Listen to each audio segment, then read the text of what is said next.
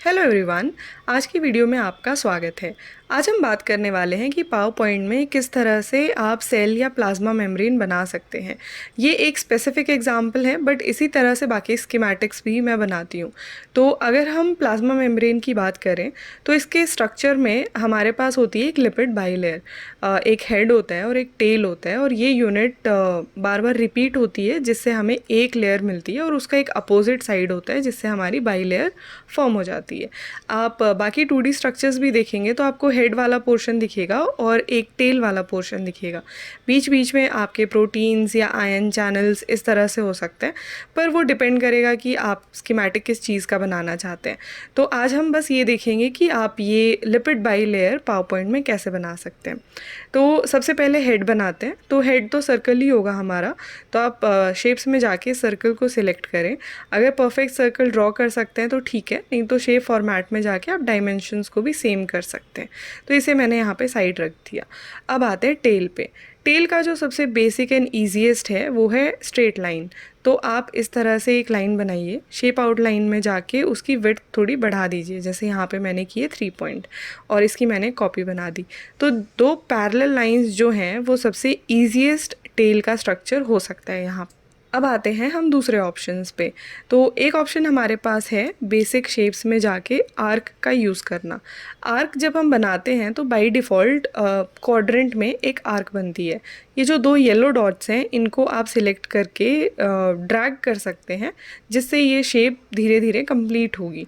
और ये जो आउटर रेक्टेंगल है इसको आप इस तरह से चेंज कर सकते हैं ताकि आप एक शेप में या विड्थ में, लेंथ में इस आर्क को लेके आ सके। तो यहाँ पे मैं कोशिश कर रही हूँ कि जो दो पैरेलल लाइंस है उतनी ही हाइट मिले मुझे, और विड्थ भी थोड़ी सेम ही हो। तो इन दोनों में बस एक फ़र्क है कि एक हल्का सा कर्व आ जाएगा आपका सेकंड ऑप्शन में। जो थर्ड ऑप्शन है जो मैं यूज़ करती हूँ वो आर्क का ही यूज़ करके है।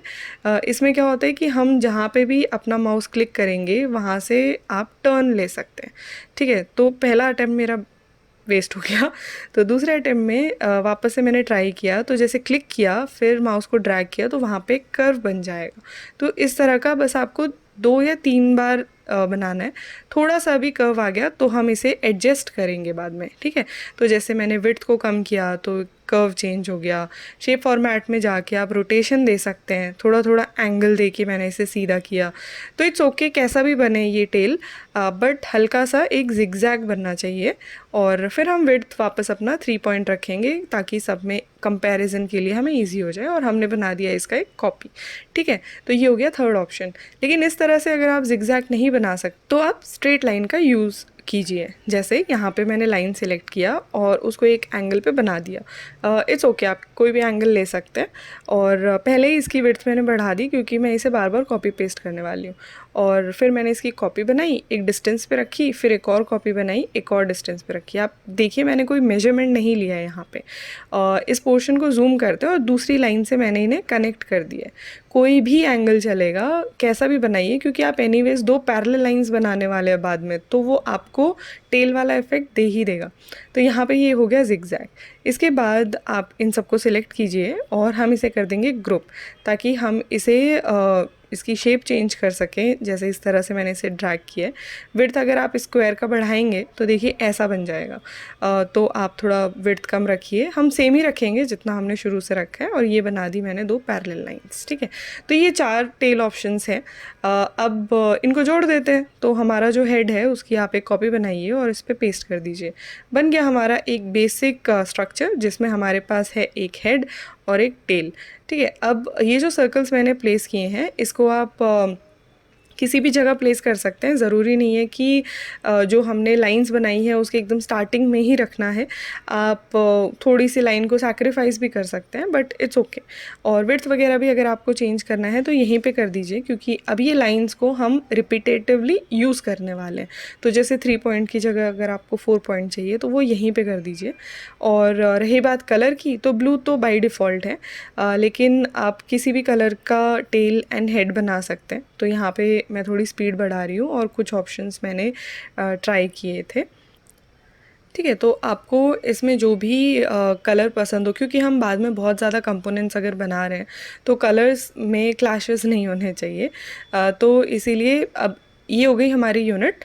अब इसको मैं रिपीट करने वाली हूँ, तो कोई एक चूज़ कर लेता है। तो जैसे मैंने यहाँ पे इसे चूज़ किया, हम इसे करेंगे कॉपी और हम एक नई स्लाइड लेंगे और उसमें करेंगे हम इसे पेस्ट। ठीक है, अब ये जो यूनिट है इसके सारे पार्ट्स अलग अलग हैं। ठीक है, 2 लाइन है और एक सर्कल है। आप इसे एक जगह पोजीशन कर दीजिए और उसके बाद सभी को सिलेक्ट करके राइट क्लिक करके आप इसे ग्रुप कर दीजिए। ठीक है, अब इसकी हम बनाएंगे एक और कॉपी ग्रुप होने के बाद, पहले नहीं। ठीक है, और इसको आप साइड में लाके एकदम 180 डिग्री पे रोटेट कर दीजिए। आप एंगल में जाके भी कर सकते हैं, बाकी आप इस तरह से ड्रैग करके भी कर सकते हैं। और जो ये बन गई हमारी लिपिड बाई लेयर की 2 लेयर्स। ठीक है, तो आप इसके बीच का डिस्टेंस अभी स्पेसिफाई कर सकते हैं। जैसे ये ऑलमोस्ट कनेक्टिंग है, बट आप ये जो स्पेस है ये कम ज़्यादा भी कर सकते हैं।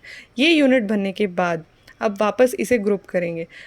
मैं बार बार ग्रुप इसलिए कर रही हूँ क्योंकि और ग्रुप करके यूज़ करने में थोड़ा इजी होता है। मैं एक बार वो भी दिखा देती हूँ, अगर ग्रुप करके कॉपी पेस्ट नहीं करेंगे तो क्या होगा। तो फ़िलहाल मैं इसकी बना देती हूँ रिपीटेटिंग यूनिट्स। तो जैसे 4 हैं या 5 आप बना दीजिए, फिर इन सबको आप सिलेक्ट कर सकते हैं। फ़िलहाल आप इनको डबल क्लिक करेंगे तो each component can be separated. और यहाँ पे ये बना दी है मैंने कॉपीज़। तो इस तरह से आप जितना लेंथ आपको चाहिए उतना लेंथ का बाई लेयर आप यहाँ पे बना सकते हैं। अब एक बार स्लाइड को डुप्लीकेट करते हैं। मैंने पूरे इन सबको सिलेक्ट किया और पेस्ट किया। ठीक है, तो आप देखिए शेप चेंज हो गई। वापस से देखते हैं, सबको सिलेक्ट किया और ड्रैग किया तो इनकी ना पूरी शेप चेंज हो जाती है। इसीलिए जब भी मैं कॉपी पेस्ट कर रही थी उससे पहले मैं राइट क्लिक करके इन्हें ग्रुप कर रही थी। ग्रुप करने से ये एक यूनिट बन जाती है। ठीक है, अब इन्हें सेपरेट करना मुश्किल है, बट मान लीजिए आपको थोड़ा डिस्टेंस इंक्रीज़ करना है 2 लेयर्स के बीच में, तो आप साइज़ चेंज करने के बाद अनग्रुप कर लीजिए। और वैसा करने से आपकी यूनिट्स देखिए अब अलग अलग हो गई है ये। उसके बाद एक और बार अनग्रुप कर लीजिए, उससे क्या है कि ये जो 2 यूनिट्स हमने की थी वो वापस से अलग हो जाएंगी। तो आपको अगर पेस्ट करना है तो उससे जस्ट पहले आप इन सबको ग्रुप कर लीजिए। बाद में 2 बार राइट क्लिक करके अनग्रुप करने में ज़्यादा टाइम नहीं लगेगा। सो ये एक बेटर अप्रोच है। ठीक है, ये बन गई हमारी बेसिक लेयर। अब जैसे मैंने कहा कि काफ़ी बार हमें उसमें प्रोटीन बनाने पड़ सकते हैं या फिर एक आयन चैनल दिखानी पड़ सकती है, तो इसके लिए आप कुछ ऑप्शंस को डिलीट कर दीजिए। और फिर जैसे यहाँ पे तो मैं रेक्टेंगल शेप डाल रही हूँ, बट आप स्प्रिंग बना सकते हैं या एलिप्स बना सकते हैं या फिर खुद से एक रैंडम शेप ड्रॉ कर सकते हैं।